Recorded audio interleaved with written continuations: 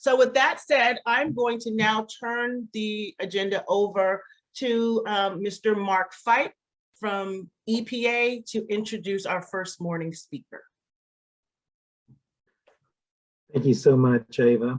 Hello, my name is Mark Fipe with EPA's Southeastern Regional Office here in Atlanta. It is our pleasure to be co-hosts for this event today, and it is my privilege today to introduce our first speaker. Daniel Blackman was appointed as the Regional Administrator for EPA's Southeast Region, we call it Region 4, on November 29th, 2021. In this role, Daniel is leading EPA efforts to protect public health and the environment for the region spanning Alabama, Florida, Georgia, Kentucky, Mississippi, North Carolina, South Carolina, and Tennessee. Daniel has dedicated his career to creating economic opportunities for marginalized communities throughout the South, specifically in building more resilient communities with equitable economic opportunity, greater access to education, and a healthy environment for all, just to name a few. Daniel has spent over a decade advising policymakers at the state capitol and advocating on behalf of Georgia ratepayers and small businesses in energy-related matters before Georgia's Public Service Commission. He has served as chairman of the Georgia chapter of the Sierra Club, board member of the ACLU, and chair of Georgia's 7th Congressional District for the Democratic Party of Georgia. During the Obama administration, Daniel worked closely with EPA Region 4 on issues including water infrastructure, clean air, and land and emergency management policies that impacted the Southeast. He leaned heavily on his civil rights background to amplify the region's environmental justice policy and convene stakeholders with federal agencies to address a multitude of community concerns strategically and comprehensively. He is working to address groundwater contamination at nuclear plants, and its impact on public health and safety has given him the opportunity to testify numerous times before the Nuclear Regulatory Commission. And his commitment to working throughout the southeastern United States to push for legislation that addresses toxic ash left behind from burning coal has given him the opportunity to play a key role in the transitioning from coal to clean energy in the United States. He is the son of immigrants from Barbados and is an alumnus of Clark Atlanta University. Daniel and his wife, Janelle, are the proud parents of 4 children, and the family resides in Forsyth County, Georgia. Welcome, Daniel. We look forward to hearing from you. Can you guys hear me? Give me a thumbs up. There you go. Well, I'm super excited to be here. I want to take this opportunity to thank Mark. Hey guys, look, bios can tend to be pretty long and they can get boring after a while.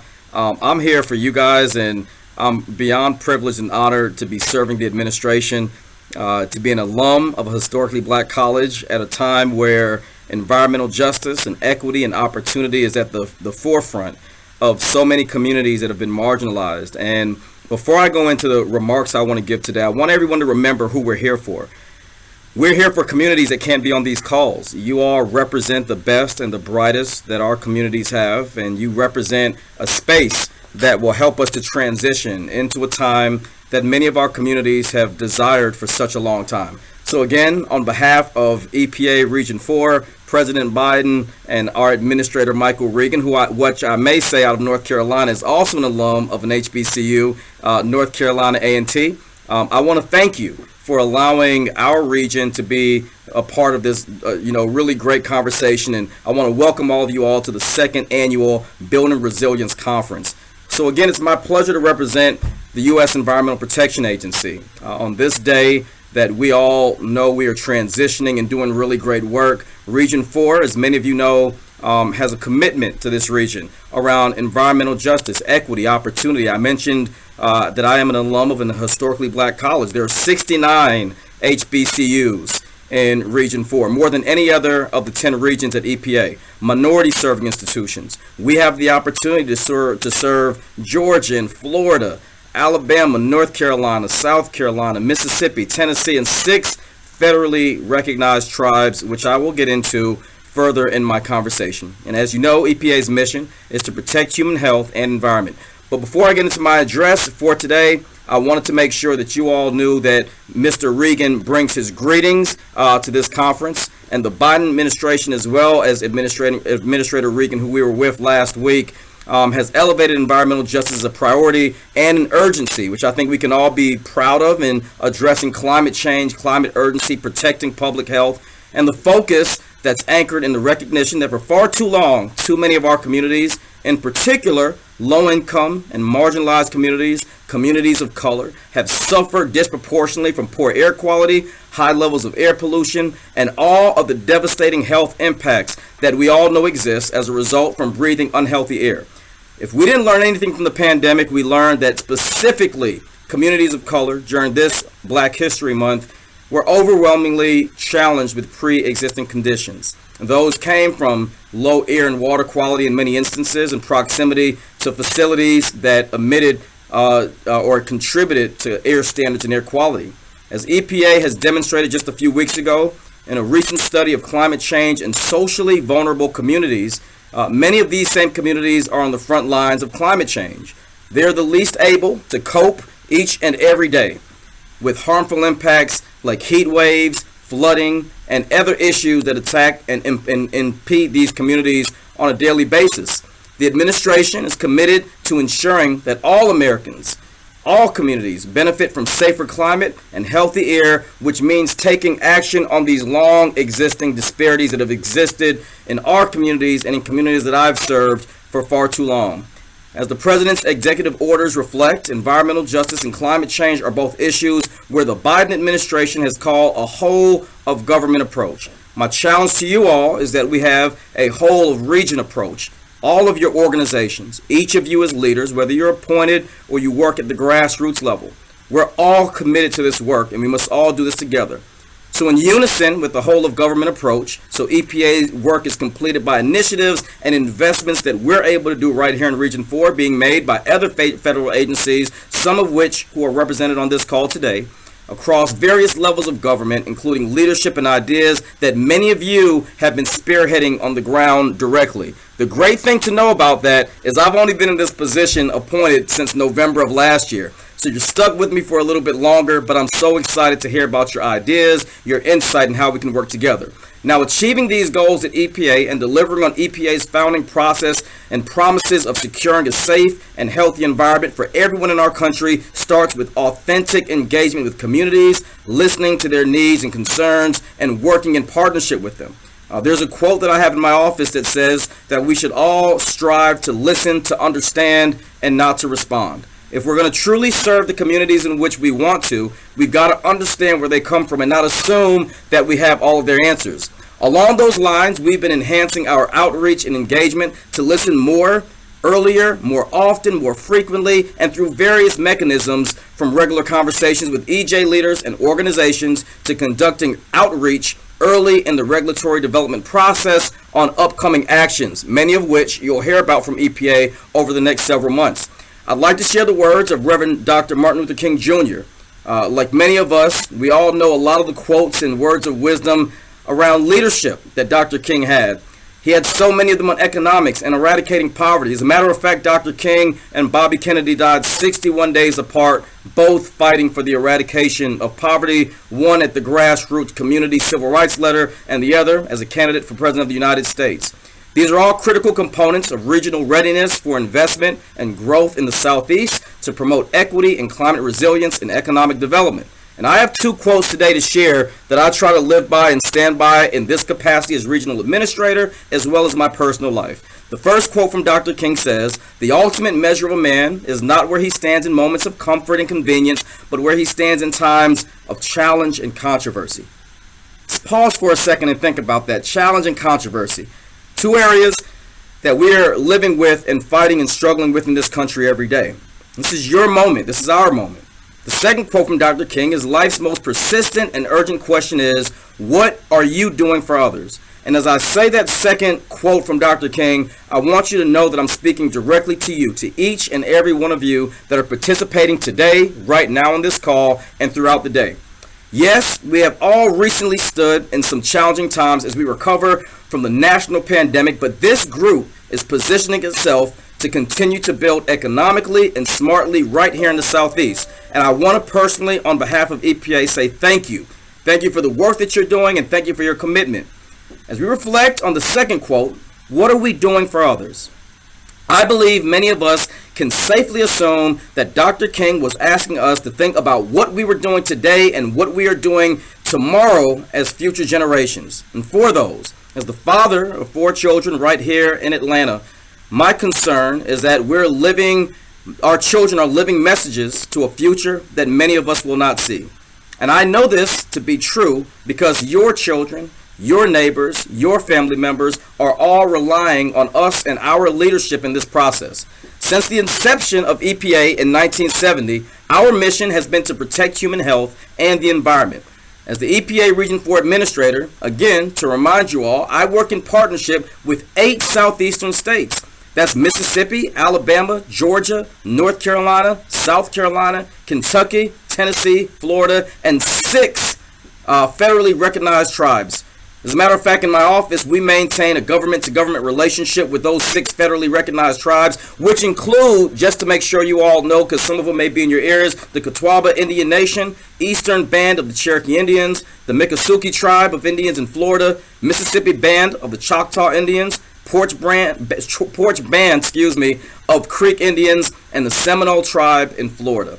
Now, I want to pause there for 1 second to thank my region, Region 4, to thank Mark and so many that are on this call representing us for the work that they do, the work they did prior to me being in service here, and the work that they will continue to do far after. Please know that it's a commitment for all of Region 4. What does Region 4 look like from a people and environmental perspective? That's what I want to touch on now. With a population of over 67 million and climbing, which we should all be proud of to know that folks want to move into our region, Region 4 makes up approximately 11% of U.S. land area and contains 14% of United States watersheds and the most miles of rivers in the continental United States. Something we should all be excited about, but knowing that it reminds us of how much work has to be done. Region 4 is home to 14, that's right, 14 Class 1 federal land areas, which are national parks covering more than 6,000 areas and national wilderness areas covering more than 5,000 acres, including the Florida Everglades. The 53 ports in Region 4 are critical to the U.S. economy. Over 25% of U.S. exports and 25% of U.S. imports. That's right, exports and imports go through southeastern ports right here in our region. Therefore, a quarter of the U.S. economy travels through Region 4 annually. Greater than 32% of the land in Region 4 is used for agriculture production through forest alone that occupy most of our land. Scattered throughout the region are several well-known and diverse landscapes. Our region contains approximately 40 million acres of Appalachian Mountains, including 5 million acres of the Smoky Mountain National Forest, the largest contiguous tract of public land in the eastern United States. Region 4 is also home to the 1.5 million acre Everglades National Park, the largest subtropical wilderness in the United States. Because of our abundant and varied ecosystems, the region provides habitat for a diverse array of both plant and animal species. The diversity can be seen in the fact that the Southeast is home to 98% of the nation's commercial marine species. It provides habitat for more amphibians and reptiles than anywhere else in continental North America and serves as the resting grounds and the winter habitat for migratory birds flying along both the Mississippi and Atlantic flyways. Now, you can see that in Region 4 alone, we have a rich and diverse landscape. But in addition to this rich geography, the Southeast boasts a rich history. For example, the Southeast is the birthplace of the Civil Rights Movement, which is one of the foundation pieces to EPA, to provide clean air and water and clean land for our citizens. Many reasons why I decided to take on this position, this challenge, but also this opportunity with EPA. As EPA carries out its mission through its environmental laws like the Clean Air Act, the Clean Water Act, Superfund, and Brownfields, we're also leveraging tremendous opportunities and new and unprecedented funding opportunities coming from the Biden administration to support our national infrastructure and to protect and invest in underserved communities across the United States. And I'm so proud that that starts right here, where the Journey to Justice tour started in the southeastern United States in Region 4. I want to share a bit about our Brownfields program and our most robust connections to the economic development. Then I'll share about the American Rescue Plan and the bipartisan infrastructure law bill and how EPA is using a whole of government approach to serve and save our communities. Remember that whole of government and that whole of community, because it not only takes the responsibility of our administration, but also from all of you that are listening today. Now on Brownfields, EPA's Brownfields program empowers states, communities, and other stakeholders to work together to prevent, assess, and safely clean up sustainable projects across our region, but also sustainably reuse brownfields. Brownfields are contaminated and abandoned, in many cases, industrial and commercial properties that present untapped opportunities for economic growth. Revitalizing brownfield sites creates benefits throughout our communities, many of which right near our office in the Atlanta area. Last year, EPA announced 151 communities that were selected to receive 154 awards. I believe in the last time I checked, this was over 65 or 67 million dollars in brownfields funding through our multi-purpose assessment and cleanup grants. This is a great opportunity.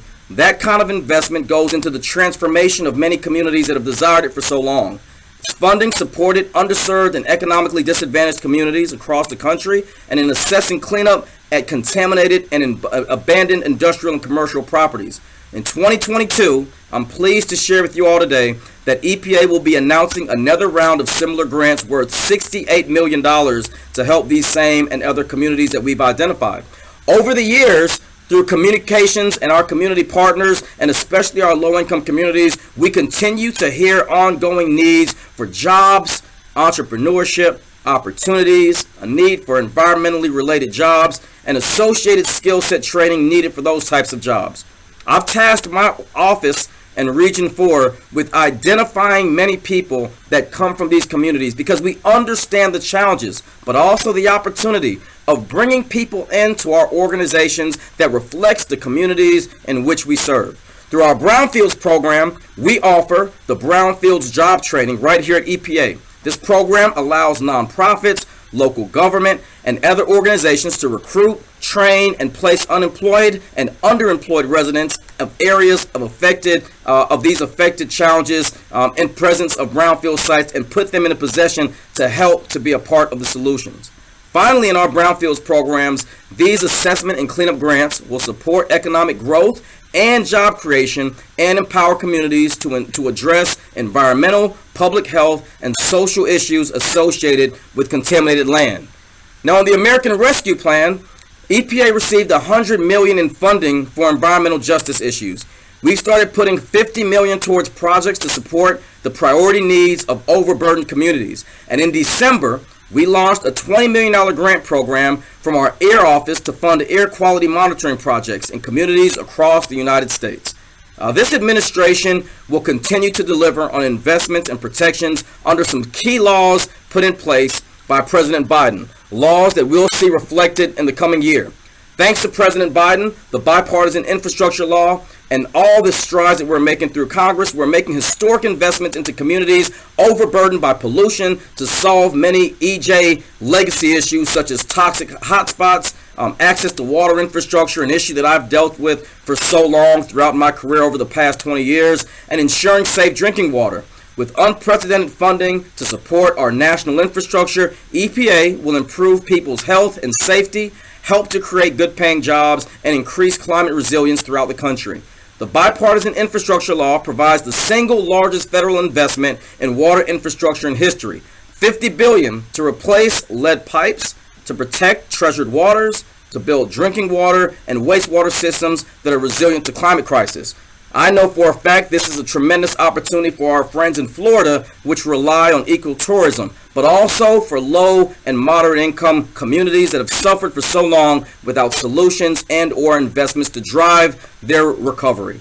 This included $2.9 billion this year in bipartisan infrastructure law funding for states, tribes, and territories to remove drinking water and lead service lines. This allocation is the first of 5 annual allotments to provide $15 billion in dedicated funding for replacing lead service lines. Nationally, there are 6 to 10 million lead service lines in cities and towns, many of which are in communities of color and low-income neighborhoods.